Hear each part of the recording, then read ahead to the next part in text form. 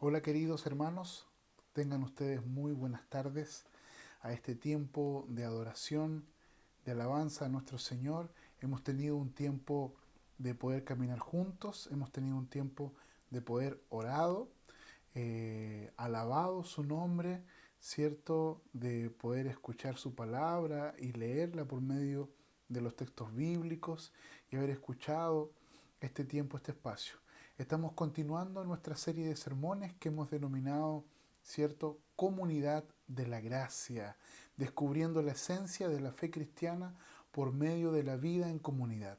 La semana pasada comenzamos esta serie de sermones aquí en Lucas capítulo 15, ¿ya? Y estuvimos viendo este tiempo maravilloso, este espacio donde vimos la parábola de la oveja perdida, donde aprendimos algunas verdades fundamentales para nuestra vida como discípulos de Jesús en comunidad. Y estas verdades fundamentales yo creo que durante la semana tuve la bendición de compartir con bastantes hermanos y muchos de ellos compartieron uh, lo importante que había sido para ellos esta palabra de bendición. Entonces, aquí estamos. Para los que no me conocen, ¿cierto? Y están asistiendo por primera vez, soy el pastor José Prado, pastor de la Iglesia Presbiteriana Oasis de Redención, y este es el tiempo que Dios ha separado, que nos ha permitido tener para poder compartir la palabra del Señor. Entonces comenzamos este espacio de reflexión, de meditación, ¿cierto? De la palabra del Señor. El día de hoy quiero que podamos comenzar con esta parábola del Hijo Pródigo. Concretamente, como vimos desde el versículo 11 al versículo 32 del capítulo 15 del Evangelio de Lucas. La próxima semana vamos a seguir trabajando con esta parábola de manera más extensiva. El día de hoy quizás puede ser un pequeño resumen, pero al mismo tiempo estén aquellos que son más estudiosos, que están con su lápiz y con su papel, que podamos aprovechar este tiempo también de meditar y de reflexionar en la sabiduría bíblica. Entonces, por lo tanto, queremos que cada uno de ustedes pueda tener este espacio de adoración en la palabra del Señor, aquí en el Evangelio de Lucas, capítulo 15, del verso 11 al verso 32 que hemos tenido ya en este espacio, en este tiempo. Y una de las cosas importantes que nosotros conseguimos ver y pudimos conversar la semana pasada es que justamente el Evangelio crea un nuevo tipo de comunidad. El Evangelio crea una nueva comunidad, se abre espacio. Y la semana pasada lo veíamos de manera maravillosa, primero mostrándonos, ¿cierto?, que estas verdades no únicamente son verdades individuales, sino que también son verdades que tienen que ver con toda la comunidad del cuerpo de Cristo. No únicamente una verdad para mi salvación individual, no únicamente una verdad para mi salvación personal, sino más bien en estas parábolas hemos encontrado la esencia de la vida comunitaria. O sea, mucho más allá que esta perspectiva que hemos visto muchas veces en nuestra comunidad aquí en Oasis de Redención, que la salvación no tiene que ver con un concepto, cierto, netamente individualista. Lo que buscamos como Iglesia Presbiteriana Oasis de Redención es que en este contexto en el cual nosotros estamos viviendo, en este contexto de consumo, en este contexto de individualismo, la palabra del Señor pueda venir es cierto, y como en buena tierra su palabra ser sembrada en nuestros corazones y que esta palabra pueda dar fruto, un fruto tremendo en la vida de las personas. Y lo que hemos visto últimamente y lo que vimos la semana pasada es que el Evangelio da origen, crea a una nueva comunidad. Y la semana pasada veíamos profundamente cómo en la parábola de la oveja perdida, veíamos que somos ovejas, que estamos perdidos, que no estamos únicamente perdidos, que estamos profundamente perdidos y que al mismo tiempo, en la medida que nosotros estamos perdidos, necesitamos entender, ¿cierto?, la obra del pastor en nuestra existencia. También nosotros podemos, a partir de la parábola del hijo pródigo, ¿cierto? Esta es una parábola que nosotros ya hace muchos años atrás, alrededor de 5 años estuvimos trabajando con esta parábola, pero lo importante es que aquellas personas nuevas que han llegado a nuestra comunidad y que no han tenido este espacio el día de hoy puedan poder ver en grandes rasgos este pequeño resumen que vamos a hacer, pero al mismo tiempo los hermanos antiguos, los que ya nos han acompañado, puedan también ser enriquecidos por medio de esta parábola. Y lo que veíamos en la parábola del hijo pródigo, y no tenemos que olvidar que es una historia familiar.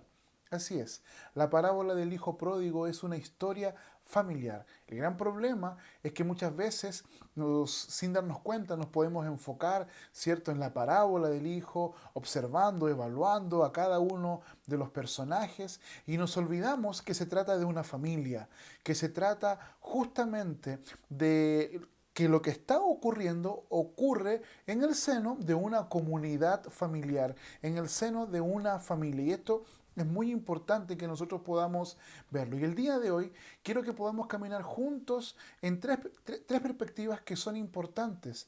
Una perspectiva que tiene que ver con la agresión a esta vida en comunidad, a la idolatría en la vida en comunidad y también al dolor y a la agonía que puede ocurrir y puede haber dentro de la vida en comunidad. Y como comunidad de la gracia queremos nosotros comenzar en esta dirección, caminar. Y lo primero que nosotros nos encontramos en esta parábola, la parábola del hijo pródigo, ¿cierto? Es que uno, hay agresión a la vida en la comunidad. Entonces, quiero que podamos pensar y reflexionar en esto. ¿Qué estamos hablando acerca de la agresión de la vida en comunidad? Primero quiero que te imagines esta imagen que está siendo proyectada, que te imagines a la familia. La familia, y la familia podemos ver, ¿cierto?, en esta figura geométrica que estamos presentando, envuelta, ¿cierto?, en una capa superior, ¿cierto?, y de color naranjo, y después tiene otra capa superior de color gris. Entonces, por lo tanto, podríamos decir que una familia está rodeada, podríamos decir, de dos barreras. Voy a dar un ejemplo más concreto para que nosotros podamos evaluar, ¿cierto? Y podamos ver esto que nosotros estamos mirando acá, para que podamos entenderlo. Lo vamos a separar en tres esferas. ¿Y qué es lo que queremos mostrar con esto? Que hay dos maneras de disolver una familia. Hay dos maneras de disolver una comunidad familiar. Primero, observemos lo que yo les decía. En el corazón está la familia de color blanco, luego está el borde exterior, ¿cierto? Lo que podríamos llamar la integridad de la familia y, ¿cierto?, el exterior llamado también la unidad. Y en medio de esto vemos que, ¿cierto?, el corazón de la familia está aquí unida, íntegra, y está rodeada por la integridad y por la unidad. Pero resulta que esta integridad y esta unidad pueden ser desmembradas, como podemos estar viendo aquí. Puede ser agrietada, puede ser atacada, puede ser fisurada. Y esto ocurre de manera concreta por dos factores.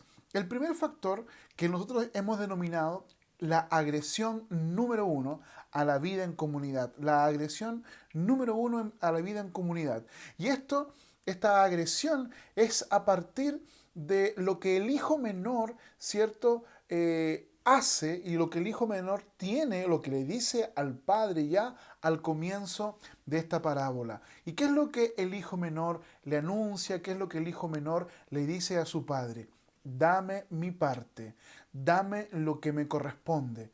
Y lo que nosotros encontramos acá es simplemente una humillación al Padre. ¿Ya? Esto en pocas palabras, como muchos eruditos, muchos estudiosos han dicho, que lo que el hijo menor está haciendo en esta instancia, en esta agresión, es que está deseando la muerte de su padre. Así es, el hijo menor está deseando la muerte de su padre. Y esto que está ocurriendo con el hijo menor, lo que debe ocurrir en primera instancia es que esto daría el espacio para una posible expulsión y también una posible golpiza o un posible maltrato. Estamos hablando, sin olvidarnos, Jesucristo está contando la parábola, ¿cierto? Estamos aproximadamente entre el año 30 y el año 35, si nosotros observamos, ¿cierto? El calendario cuando se corre. Que está contando esta parábola y a esta altura nos encontramos ya con una perspectiva, no solamente judía, no solamente de la perspectiva de los judíos, sino que también una perspectiva romana y una perspectiva griega de la vida familiar. Y podríamos decir que el pater familias ha sido humillado. El pater familias, por uno de los miembros de su familia, se le ha deseado la muerte. ¿Por qué?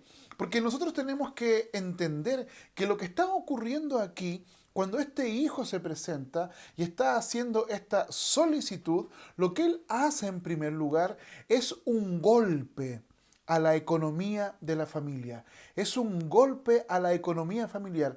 Ya vamos a poder profundizar quizás un poquitito más en esto.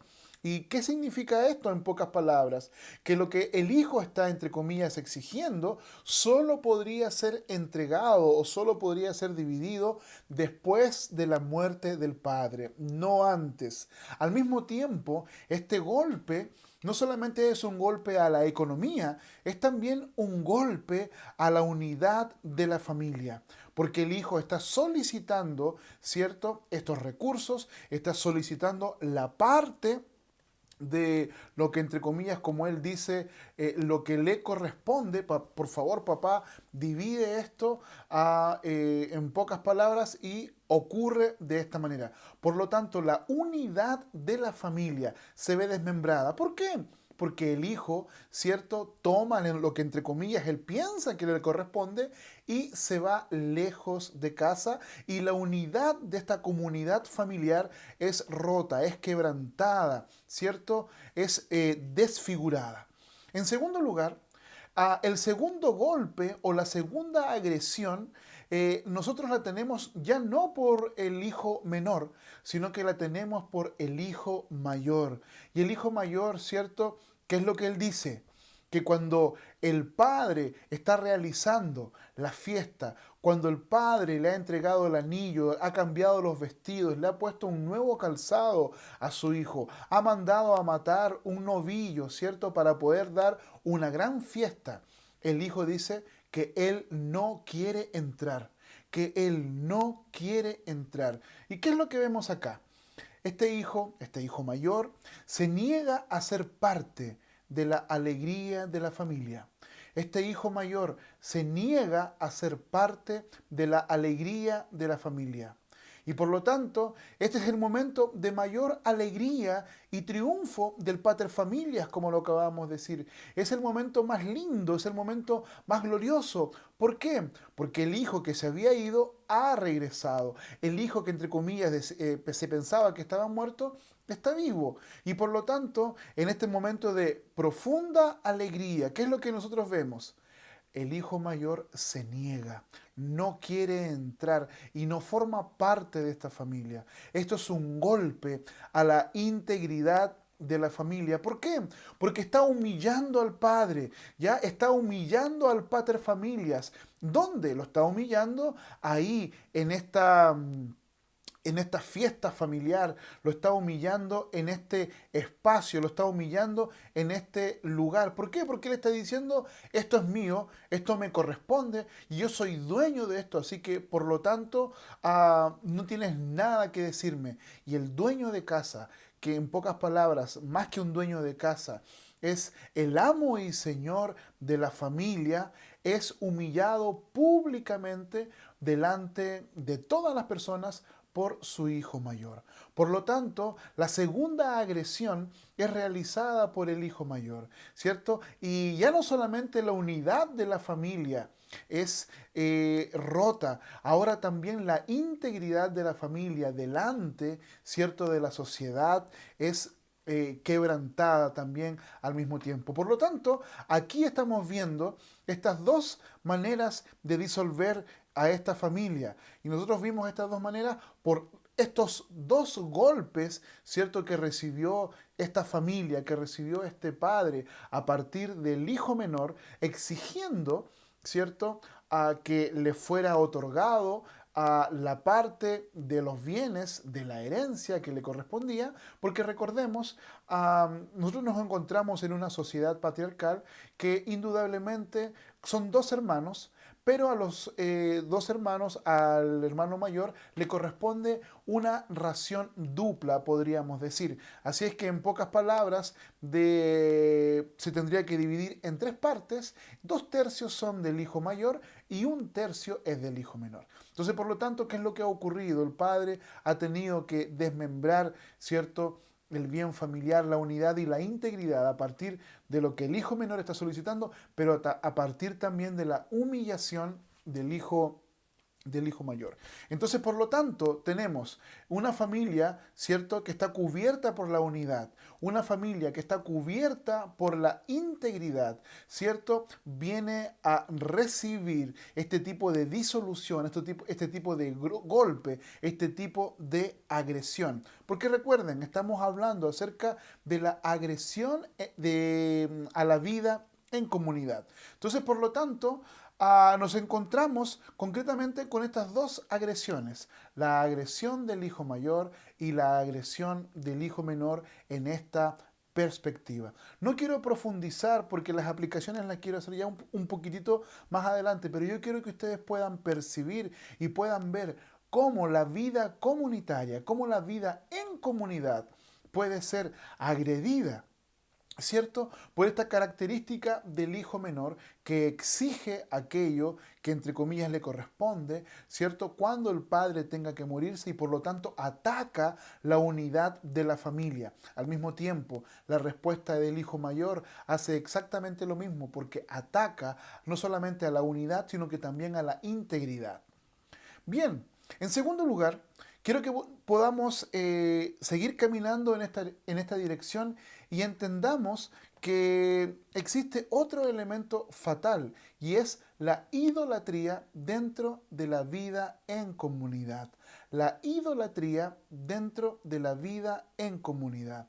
Y aquí nosotros podemos ver a partir del hijo menor, podemos encontrar algunas cosas que son importantes de señalar en este minuto. Primero, el hijo menor, a partir de lo que nosotros estamos viendo, a partir de esta estructura narrativa, a partir de este momento, podemos percibir, ¿cierto?, que era un hijo que obedeció a su padre, que estaba trabajando con él, que lo estaba acompañando, que estuvo un tiempo con él, que obedeció a su papá, que hablaba con su padre, que comía con su padre y que se relacionaba, podríamos decir, con los deseos de su padre. Por lo tanto, este hijo menor está aquí en este aspecto y podemos percibir que era un hijo obediente, que hablaba con el padre, que comía con el padre y que se relacionaba, ¿cierto?, con los deseos del padre. Pero en la medida que nosotros percibimos concretamente, vemos que el hijo menor demuestra las verdaderas intenciones ocultas dentro de su corazón. ¿Cómo podemos ver esto? Cuando él dice, Padre, dame mi parte, dame lo que me corresponde. Y esto es un imperativo, uno de los dos imperativos que el hijo menor va a estar hablando, porque el otro imperativo lo vamos a ver cuando él regrese, pero primariamente en este imperativo, en el original es un imperativo, podemos encontrar esta exigencia del hijo menor de exigir, entre comillas, lo que le corresponde.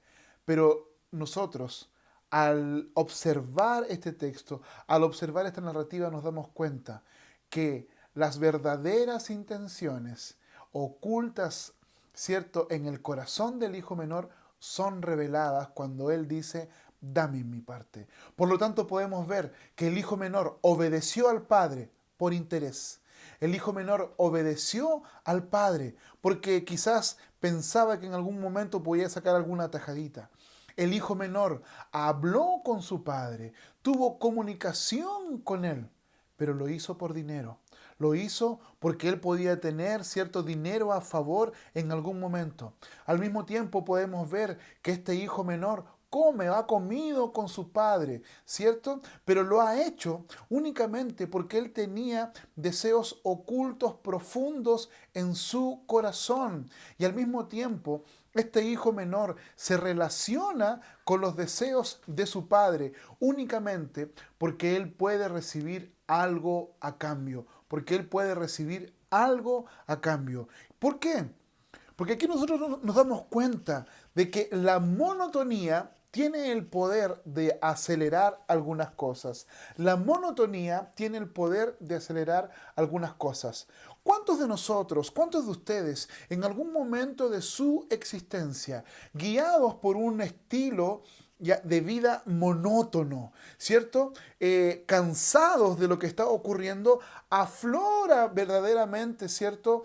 A lo que está en el corazón de nosotros como personas. Por lo tanto, la monotonía tiene el poder de acelerar las cosas. Quizás el hijo menor ya llevaba años esperando, años diciendo, bueno, ¿cuándo será mi momento? ¿Cuándo va a ser esta oportunidad? Pero la monotonía lo alcanza y de tanto trabajo, de tanto realizar, se cansa y se agota y lo que él tenía en su corazón guardado, la monotonía lo demuestra. Al mismo tiempo, nosotros podemos ver y evaluar que no solamente la monotonía, el tiempo también revela las verdaderas intenciones del corazón. No únicamente la monotonía, sino que también el tiempo revela las verdaderas intenciones del corazón del hijo menor. Por lo tanto, el hijo menor se ha estado relacionando con las bendiciones del Padre y ha abandonado al Padre de las bendiciones. Observa bien, el hijo menor se ha estado relacionando con las bendiciones del Padre y se ha olvidado del Padre de las bendiciones. Y esta idolatría del hijo menor hacia su propio corazón, esta idolatría como porque obviamente nosotros miramos el texto y no encontramos que en ninguna parte dice, oye, ¿dónde está la idolatría?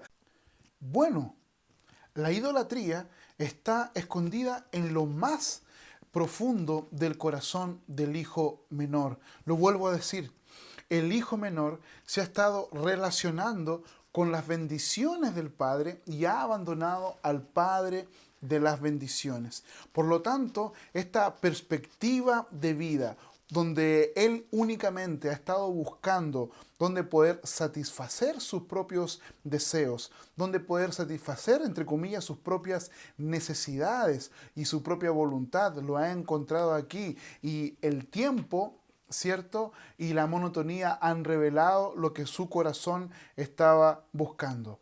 ¿Y qué es lo que hace el hijo menor? Dice, me voy.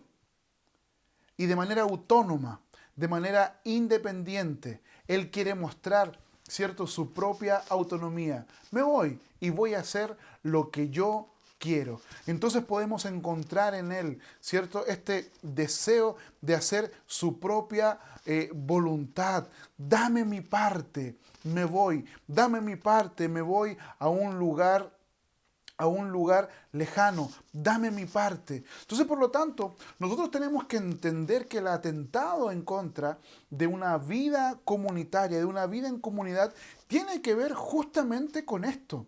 ¿Cuál es la relación que tú estás teniendo con el Padre? ¿Cuál es la relación que verdaderamente tú estás teniendo con el Dios creador? Posiblemente no te estés dando cuenta, pero como pastor me he dado cuenta que numerosas personas que llevan muchas veces años en las comunidades cristianas, años en la iglesia, que han obedecido al Padre por interés, por la bendición, ¿cierto? Por la salud, por la familia, que tienen una relación con el Padre, por el dinero, porque, ¿cierto? Si ellos no sirven a Dios, Dios, entre comillas, algunas personas piensan que los pueden castigar y eliminar su gracia y su bendición. Personas que comparten la mesa con el Padre, porque justamente tienen esta perspectiva de que se les puede ser devuelto en doble cantidad o en doble porción, o finalmente una relación en la cual las personas están relacionadas con los deseos del Padre únicamente porque tienen la sensación de que algo van a recibir a cambio. Y tú me podrías decir, oye, pero ¿qué cosa?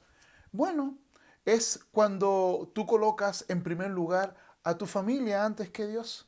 Cuando tú colocas a tu trabajo en primer lugar antes que a Dios. Cuando tú colocas tu salud antes que Dios. Y por lo tanto, la perspectiva de vida, lo que tú estás viviendo, tiene que ver únicamente con tu familia, con tu salud, con tus bienes, con tu trabajo, con el éxito profesional que tú podrías tener. Por lo tanto, este tipo de idolatría dentro de la vida en comunidad es tóxica, envenena y engaña. Y hay personas que de verdad pasa el tiempo, pasan los años y no se dan cuenta. ¿Por qué? Porque no es fácil de ver, no es fácil de percibir. No es lo mismo, ¿cierto?, que una persona que está adulterando y lo encuentran. No es lo mismo, ¿cierto?, que de repente la mentira, como se dice, pillado más rápidamente que un ladrón. O no es tan visto como el orgullo, como la soberbia. Pero finalmente está ahí, oculto en el corazón, relacionándose con el Padre para recibir las bendiciones del Padre y no teniendo una relación honesta, sincera, verdadera y real con el Padre de las bendiciones. Por lo tanto, en esta perspectiva, la idolatría no solamente se manifiesta por medio de esta característica del hijo menor, la idolatría también se manifiesta por medio de estas características del hijo mayor. ¿Ya? ¿Y qué es lo que nosotros encontramos aquí? Primero, que nos encontramos en este minuto, ¿cierto?, en la más grande fiesta, en la fiesta más grande. Yo no sé cuántos de ustedes conocen, ¿cierto?, las fiestas nortinas que se dan aquí en el interior de nuestra región, de la segunda región, y es que existen numerosos poblados que rodean nuestra región, por ejemplo, como Aiquina, como Toconao, y que existe, ¿cierto?, ya sea para lo que se ha denominado en la Iglesia Católica, para los patronos, para los santos, algún tipo de fiesta. Bueno, cuando se realiza este tipo de fiesta, existe una persona, ¿cierto?, que va a, podríamos decir, cuidar, esta persona que va a estar encargado de poder percibir, de poder cuidar, de poder hacer todas las cosas en la vida de las personas. Por lo tanto, esta persona se llama pasante, ¿ya? Este pasante está encargado de comprar el alimento, preparar la alimentación para lo que ellos van a estar cumpliendo, porque estos bailes ceremoniales, ¿cierto? Y hablaba con una amiga que trabaja, o sea, que participa en esto, dice que puede ser ya sea para una fiesta, ellos le llaman una fiesta pagana como el carnaval, o una fiesta religiosa, para algún santo, qué sé yo, o para algún patrono. ¿Qué es lo que ocurre? Esta persona es la persona encargada de reunir los fondos, de sus propios fondos, y hacer una gran fiesta. Cuando esto ocurre, muchas veces pueden haber hasta 500 personas reunidas, y este pasante, este dueño, o sea, esta persona que está encargado, tiene que alimentar a cada una de estas personas. Posiblemente ustedes lo hayan visto, lo hayan conocido, y justamente esto es lo que está ocurriendo aquí. Este padre, este patriarca, se ha convertido aquí finalmente en un pasante, o sea, él está ofreciendo una tremenda cena, él está ofreciendo un tremendo banquete para todo el pueblo. Algunos estudiosos pueden pensar y pueden decir que podría ser una cena, una fiesta para unas 80 a 150 personas, que es justamente la cantidad de personas que una vaquilla, ¿cierto?, Un novillo puede tener este espacio para poder alimentar. Ahora, tenemos que entender que este becerro gordo que habla el texto bíblico, es un manjar de los manjares. No siempre se comía carne como el día de hoy nosotros estamos acostumbrados a comer la proteína, ¿cierto?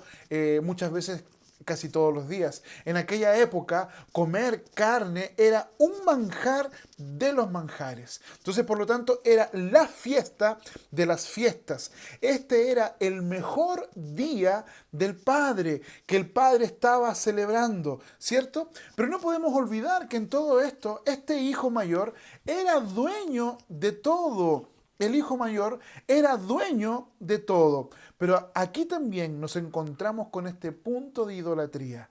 En este quiebre, esta fiesta, esta ceremonia, este gran banquete, abre el espacio y demuestra las verdaderas intenciones del hijo mayor, aquellas intenciones que están ocultas en su corazón. El texto bíblico nos muestra y nos recuerda, nos dice, el hijo mayor, al escuchar de la fiesta, al escuchar que estaba el hermano, al escuchar todo esto, se enfurece, se enfurece. El sentido de autojusticia toma control. El sentido de autojusticia toma el poder. Siente que su padre es deudor, siente que su padre le debe. Y inmediatamente se llena de rabia, se llena de amargura, se llena de ira. Y él comienza a afirmar su propia seguridad en su propia obediencia a las leyes, en lo que él ha hecho. Y podemos ver que él quiere, al mismo tiempo, al igual que el hijo menor, él también quiere las cosas de su padre. No le interesa el corazón de su papá. No le interesa que su papá está feliz, está contento. No le interesa, ¿cierto?, cómo el corazón del padre está lleno de alegría. Él no le interesa. ¿Qué es lo que hace? Rechaza a su padre, rechaza a su papá y lo humilla delante de todo el pueblo, lo humilla delante de todos los vecinos, lo humilla delante de todas estas personas. Por lo tanto, este hijo mayor también muestra la idolatría que hay en su corazón. Y esta idolatría del hijo menor, y esta idolatría del hijo mayor, nosotros podríamos resumirla a partir de lo que San Agustín escribió, ¿cierto? Este padre de la iglesia, teólogo y filósofo San Agustín, y él nos manifiesta algunas cosas ahí en su libro de Confesiones. Y ahí San Agustín nos muestra en parte en su libro de Confesiones cómo era un poco la vida de él, su propia vida. Y él se daba cuenta que para él su vida se podía resumir en dos cosas, en comer y sexo. Ese era el estilo de vida que San Agustín llevaba, comida y sexo. ¿Y qué es lo que San Agustín concluye finalmente después de años de peregrinaje al lado del Señor y cómo Dios lo va tratando? Este libro de San Agustín, cierto, Confesiones, es maravilloso. ¿Por qué? Porque San Agustín demuestra aquí que su corazón cada día queda completamente insatisfecho por el vacío interior. No importa lo que él pueda hacer, él tiene una insatisfacción, ya sea en la comida, en la bebida o en el sexo. Al mismo tiempo, San Agustín camina, cambia de una cosa a otra y dice que esta insatisfacción ocurre también porque las personas hacen cosas que no quieren hacer, hacen cosas que no les agradan, hacen cosas que no les gustan. Y al mismo tiempo el testimonio de San Agustín muestra que él está pasando de una relación interpersonal rota a otra relación rota. Su vida es una vida desmembrada. Su vida es una vida, ¿cierto?, que no tiene armazón. Su vida es un caos interior. Y San Agustín llama a esto de amores desordenados. Amores desordenados. Y estos amores desordenados tienen algunas características para poder explicarlas rápidamente, que te voy a mostrar aquí en la pantalla.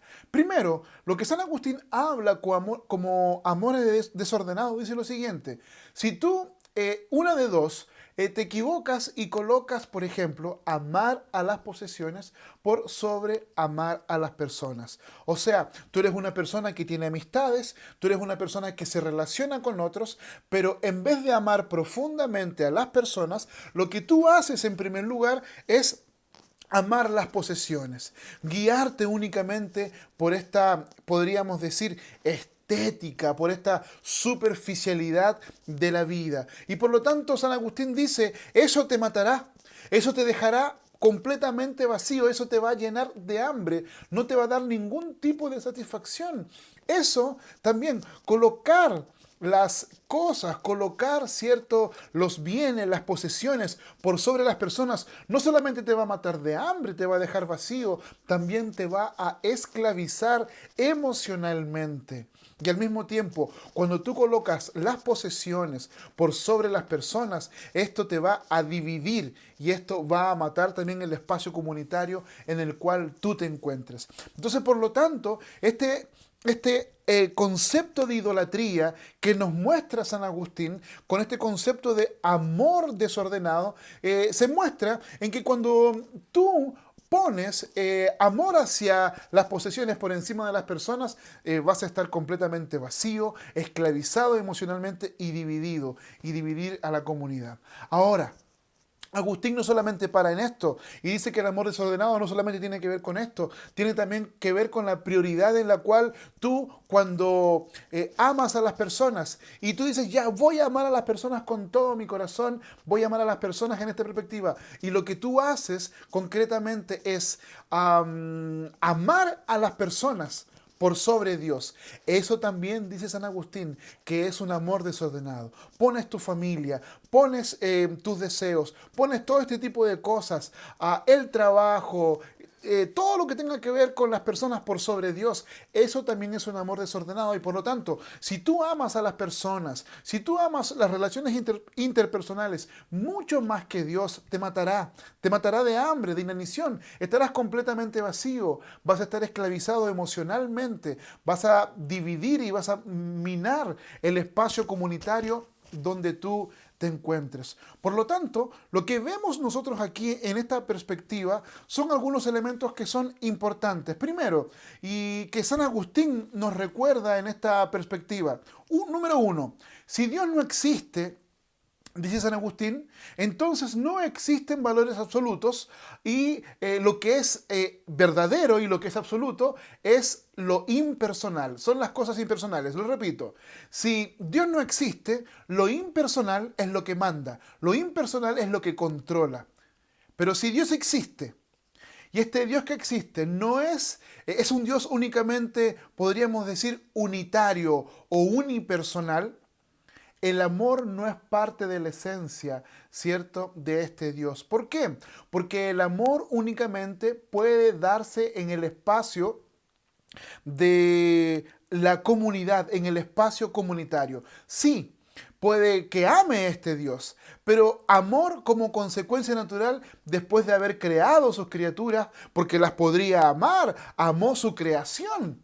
Pero en primer lugar, antes del amor, antes de la esencia del amor, estaría el poder. Un Dios poderoso, ¿cierto? Un Dios que tiene el control absoluto de todas las cosas, donde la esencia primaria no es ni la comunidad ni el amor, porque no existe. Eso viene de manera secundaria. ¿Por qué? Porque lo primario, ¿cierto? Si este Dios es unipersonal, si es unitario, lo primario, ¿qué cosa es? Es el poder, el control de todas estas cosas. Pero San Agustín dice, pero si Dios es el Dios de los cristianos, entonces es el trino Dios comunitario. Es el trino Dios comunitario. Si Dios es el Dios de los cristianos, entonces este es el trino Dios, ¿cierto?, de la esencia de comunidad. ¿Y qué es lo que encontramos acá? Que la vida comunitaria y las relaciones son la realidad última. Y el amor solo se da en el espacio abierto de la comunidad. Y esto es lo que han hecho los hijos. El hijo menor ha atentado contra este aspecto, ¿cierto?, de la vida comunitaria. El hijo mayor también ha atentado contra, ¿cierto?, no solamente la unidad como lo hizo el hijo menor, sino que también contra la integridad. Por lo tanto, lo que San Agustín nos está mostrando es que el amor en esta perspectiva, el amor no desordenado, es el amor verdadero, el amor comunitario, el amor en esencia dado por el Dios creador, Dios Padre, Dios Hijo y Dios Espíritu Santo, que aún antes de la creación del mundo, Dios ya estaba, ¿cierto?, planificando. ¿Por qué? Porque existe una relación de amor entre Dios Padre, una relación de amor infinito entre Dios Hijo y una relación de amor infinito con Dios Espíritu Santo. Entonces, por lo tanto, queridos, lo que San Agustín está diciendo, cada vez que tu vida es guiada por la idolatría de estos amores desordenados, tu vida va a ser una vida completamente vacía, marcada por el hambre existencial. Tu vida va a ser una vida marcada por la opresión, por la opresión emocional y al mismo tiempo por la división en tu alma, una división que te lleva también a desmembrar la vida comunitaria. Y esto nos lleva, en tercer lugar, a pensar en este último punto, acerca de que la agresión de la cual hemos estado hablando en el mundo comunitario solo es superada por el dolor y la agonía. Así es, la agresión solo es superada por el dolor y la agonía. Hemos visto en esta figura que yo les he puesto acá acerca de la familia. ¿Y qué es lo que vimos? El hijo menor, ¿cierto?, debería haber sido expulsado del hogar. El hijo menor debería haber sido expulsado de este espacio. El hijo menor debería haber sido no solamente expulsado, maltratado por haber humillado a su padre. Pero sabes, existe una manera de eliminar el dolor. El dolor se puede eliminar como Anakin Skywalker lo hizo. Anakin Skywalker en la Guerra de las Galaxias, él tiene, ¿cierto?, su corazón dolido porque fue apartado de su madre. Y su madre está sufriendo en un planeta X y su madre es capturada y es hecha sufrir por un grupo, ¿cierto?, de personajes de este planeta. ¿Y qué es lo que hace Anakin Skywalker? Él viene y con tanto dolor asesina, mata a las personas porque tiene dolor en su alma. Y como tiene dolor en su alma, lo que él hace es acudir a la ira y a la amargura. Él acude a la ira y la amargura. Es posible que durante años tu corazón haya estado o esté incluso el día de hoy dolido. Y es posible que sin darte cuenta hayas evadido el perdón y la gracia y hayas albergado en tu corazón ira, resentimiento y amargura. Difícil, difícil. ¿Por qué? Porque sin darte cuenta estás desmembrando la vida comunitaria. Sin darte cuenta, estás encadenado, encadenada con tus emociones ligadas todavía a esto. Y posiblemente todavía estás padeciendo de hambre, porque cada vez que en algún elemento esto te trae algún recuerdo, alguna palabra, alguien dijo algo, viene y tu corazón no se sacia con absolutamente nada. ¿Por qué? Porque tu vida, el dolor en tu vida fue apaciguada, no con la gracia, sino que con la amargura y la ira guardada y almacenada dentro de tu corazón. Ahora, si el Padre hubiese actuado de esta manera, si el Padre hubiese permitido que el Hijo recibiera el castigo, jamás hubiese habido reconciliación. Jamás hubiese habido reconciliación. Es porque el Padre no permitió que esto ocurriera con el Hijo en este minuto. Es que pudo haber reconciliación. ¿Por qué? Porque el pecado del hijo menor es puesto sobre el Padre. Esta agresión es superada a partir de ¿qué? A partir del dolor y de la agonía que el padre va a tener en todo este tiempo. El hijo menor no es expulsado, el hijo menor no es humillado, porque quien desmembra su corazón es el padre, quien es humillado es el padre. Entonces, por lo tanto, es el padre quien recibe este desmembramiento, es el padre quien recibe esta agresión, es el padre quien sufre esta agonía, es el padre quien recibe este dolor. Y por haber recibido esto, él mismo, entre comillas, se desmembra, él mismo se divide su vida en dolor y en agonía. El Padre sufre la agonía, sufre el dolor, para que en un momento indicado de la historia su hijo pudiese ser reconciliado. Lo mismo va a ocurrir con el hijo mayor. El hijo mayor, por la humillación que está teniendo con el padre, él debería ser castigado. La historia no nos cuenta cuál es este final, no nos cuenta qué está ocurriendo, pero el padre nuevamente recibe sobre sí la amargura, la ira del hijo y la carga y la lleva. La agresión solo es superada por el dolor y la agonía. Este día hemos visto y hemos caminado en esta dirección cuando el hijo y los dos hijos, desde su perspectiva, dicen, dame lo mío, dame lo que pertenece. Uno de manera liberal, uno de manera que quiere todo y quiere hacer todo a su pinta. Otro haciéndolo de una manera en la cual, cierto, pensando que obedeciendo las leyes va a obtener todo. La agresión solo es superada por medio del dolor y la agonía. Filipenses capítulo 2 nos recuerda lo siguiente, a partir del versículo 4. No busque cada uno su propio interés, sino cada cual también el de los demás. Que haya en ustedes el mismo sentir que hubo en Cristo Jesús, quien siendo en forma de Dios, no estimó el ser igual a Dios como cosa a que aferrarse, sino que se despojó a sí mismo y tomó forma de siervo y se hizo semejante a los hombres, y estando en la condición de hombre, se humilló a sí mismo y se hizo obediente hasta la muerte y muerte de cruz. Tu Padre, tu Padre sufrió el castigo, sufrió la humillación, sufrió el oprobio, fue despojado.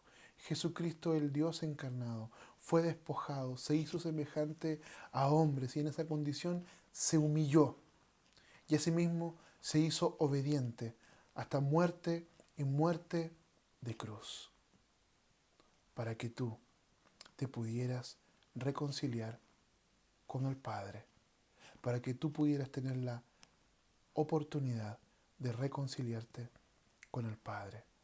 Querido, esta es una oportunidad que el Señor te está dando. Posiblemente estás viviendo de manera en que has agredido el estilo de vida en comunidad o has vivido con idolatrías dentro de la comunidad. La palabra del Señor hoy te invita a reconocer que esas agresiones que has cometido como hijo menor, que las agresiones que cometiste como hijo mayor, que la idolatría de tu corazón, que te ha dejado hambriento, que no te ha saciado, que la idolatría dentro de tu corazón por estos amores desordenados, que te ha esclavizado emocionalmente, y la idolatría dentro de tu corazón, que lo único que ha traído ha sido división. La invitación es de nuestro Padre para que dejes que Él te abrace, que Él te reciba, porque Él se humilló, porque Él murió en la cruz de Calvario, tú, yo, el día de hoy, tenemos oportunidad para venir a su presencia, para confesarnos y arrepentirnos y reconocer que necesitamos de Él, que necesitamos de su perdón, para que tú y yo seamos instrumentos de gracia en la comunidad que Él mismo ha separado. Dios te bendiga. Padre Santo, Padre bendito, gracias por este momento, gracias por este tiempo, gracias por tu amor, tu bondad y tu misericordia. Gracias, Señor, porque aún en medio de nuestra vida en la cual nosotros hemos cometido agresiones a tu amor, hemos cometido agresiones a la vida comunitaria, o incluso hemos tenido un estilo de vida idólatra en el cual nosotros hemos amado más nuestros deseos, donde hemos amado más nuestros sueños, nuestros proyectos que a ti. Aún así, en medio de esto, el Padre recibe la humillación. El Padre recibe el golpe, la golpiza, para que podamos entrar libremente a tu trono de gracia. Gracias, Señor. En el nombre de Jesús. Amén. Querido, y que en este tiempo el Señor te pueda dar gracia y bendición.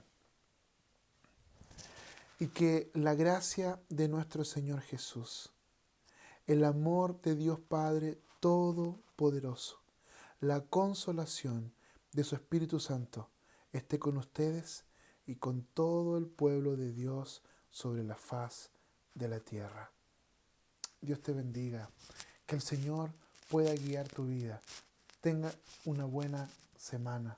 Recuerda, grupo de vida el día martes y también estudio bíblico el día jueves. Y antes de terminar, simplemente quiero dar gracias al Señor, porque en medio de una sociedad tan individualista, en medio de una sociedad tan consumista, el Señor nos ha permitido poder ayudar, ¿cierto?, con el ministerio de misericordia a quienes estaban pasando necesidad. Gracias al Señor por ti que te dio la oportunidad de poder ayudar con un granito de arena. Alabamos al Señor por esto. Dios te bendiga. Un abrazo. Chao, chao.